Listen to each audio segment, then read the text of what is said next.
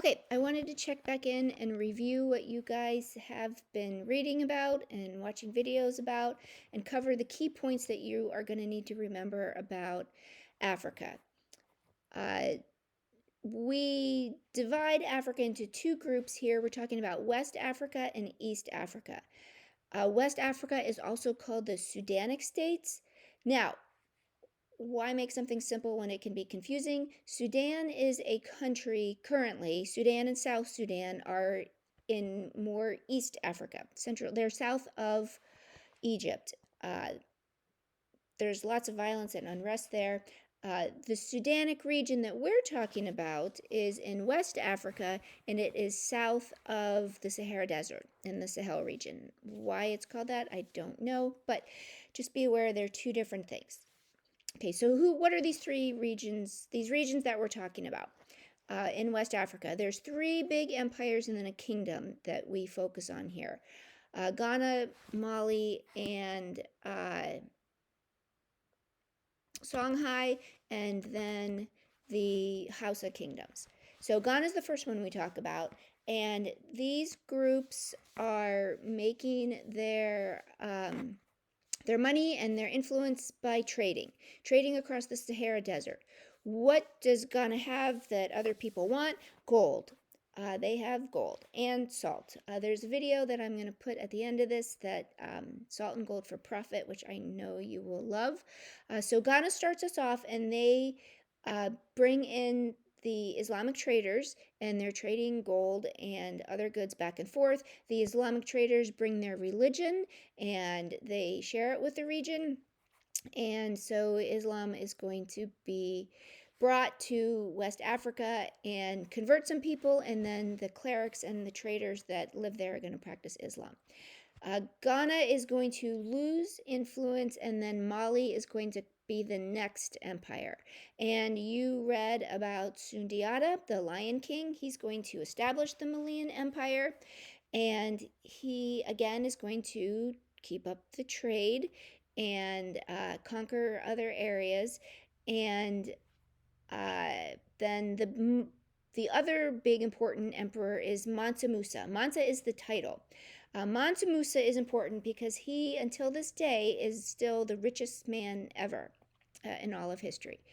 And he makes a big splash on the world stage because he takes the pilgrimage to Mecca. What does that say about Mansa Musa? He's a pretty devout Muslim because that's one of the 5 pillars of Islam, and so he's taking it seriously. He's doing his pilgrimage. On the way, as he travels, he is giving away gold and gifts, and gives away so much gold that he creates inflation in Egypt that causes prices to rise. So he makes a big splash on the world stage at that time, and so people are, who is this man, and let's go see what's going on where he lives. So that's going to increase trade, but he also brings back scholars and architects back to Mali with him, and they're going to then become their own center of learning, which you guys learned about Timbuktu and all of that also. So another kind of African version of the House of Wisdom is going to emerge there, just like there's another one in Spain, a big center of learning. And eventually, Mali is going to start to decline as well, and the Songhai come in. They're going to establish another trading center because gold is discovered in a new place that's closer to their main city. So they're going to bring in more traders and become dominant. Now, Ghana, Mali, and Songhai are in the same general area, but they're not being created one on top of the other. They exist around the same time, and so one rises in power as another one falls. And again, just to be confusing, there is a current city of Ghana, but it is not where the Kingdom of Ghana was. It's on coastal West Africa, and Ghana was more inland. And the Hausa kingdoms, again, are in that same general area. When the Songhai loses influence, the Hausa kingdoms come in. They're separate kingdoms, but they're linked culturally. Again, they're going to do trans-Saharan trade, follow the same goals and similar things there. Okay, East Africa. East Africa we're mostly talking about coastal East Africa, from where the Horn of Africa, which is modern day Somalia, just at the bottom of the Arabian Peninsula there across the Red Sea, all the way down to where the Great Zimbabwe was. The Great Zimbabwe is pretty far south, but we still consider it part of East Africa, even though if you look on a map, it is very close to South Africa. But it is East Africa. So along the coast there, these aren't big empires like in West Africa. They're independent city-states. Kilwa, Mombasa, and Mogadishu are three of the bigger ones, and they are trading with Asia. So again, they have gold and they have other goods like timber and natural items, even exotic animals. And they're trading them back and forth with Asia for all the good stuff Asia has. Same thing that traveled along the Silk Road, silk, porcelain, spices, those kind of things. Now, the coastal cities are getting their goods, their African goods, from other inland Africans bringing them in, and then they're trading them mostly with Islamic traders. Chinese are going to send their ships for a while, but we'll talk later about why they stopped that. But the Islamic traders are the ones bringing the goods back and forth. And the same kind of things happening in East Africa as West Africa. They bring their religion, they bring their culture, and it gets blended. The Great Zimbabwe is one of those inland civilizations that's going to trade and bring their goods to these coastal cities. You watched a video about that, so hopefully you're familiar with them. It means stone walls. They definitely were a dominant culture, even though colonialism tries to take that away from them, but we know better.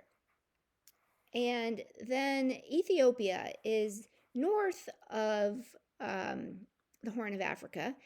Now, this is a country that still is a country. The region we're talking about now of Ethiopia is now the modern country of Ethiopia. It is a Christian city-state at this time. Christianity is still practiced there, mixed with Islam and other religions, but it was a Christian city-state. It is more isolated than East Africa. It's got deserts, mountains, and so the Christianity that develops there is without influence from Roman Catholic or Eastern Orthodox Christianity, so it's different, a little different. One thing that they do in Ethiopia, they show their power through architecture. So this picture here is one of the carved churches carved out of rock.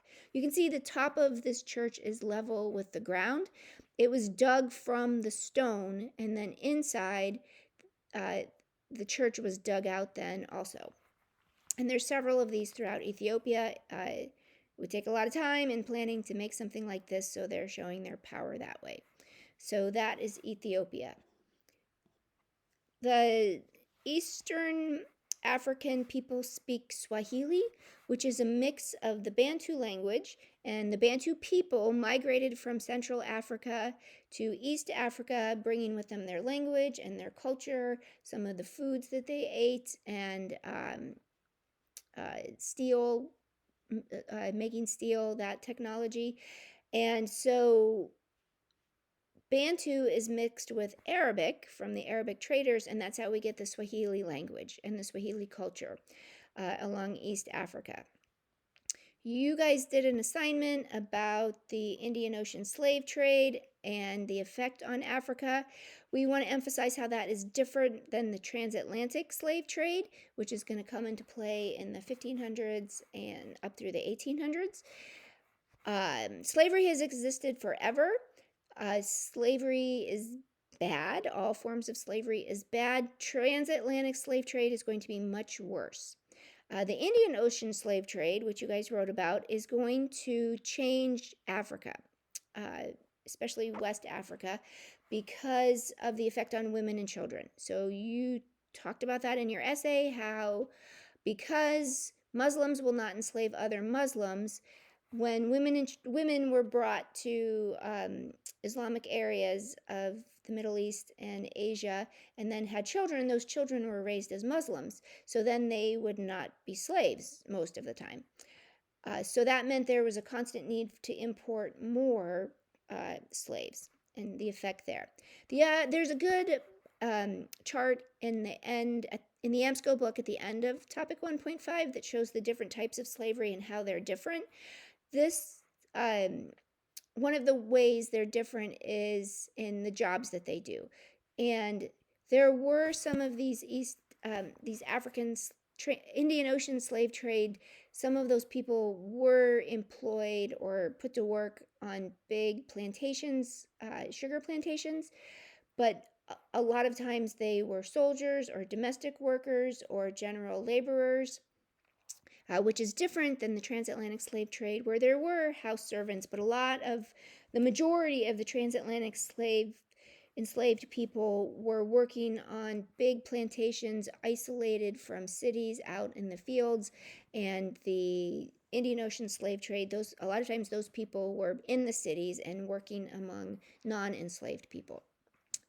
Griots are oral historians. The Sundiata story was told through a griot, and this tradition is important. It's our key to West African history, and it was a very respected position to have as a griot. They are telling history through stories and through songs, and it does not lessen their importance as a source, especially when what they are telling can be backed up with written sources from contemporaneous people, like Islamic people writing, or Ibn Battuta, who we'll talk about later.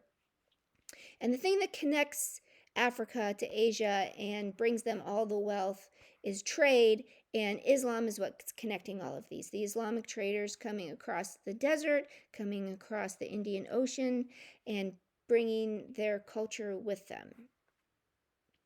Okay, I am not going to be back Monday. I'm going to be back the 10th. The doctor wanted me to take one more week, so one more week I have to heal up. Hope everybody's doing well. I'm doing well. They just the up and down and standing on my feet all day teaching, they want me to avoid that for another week, so I'm going to listen to the doctor, and I will see you all on the 10th. Again, if you have questions, let me know.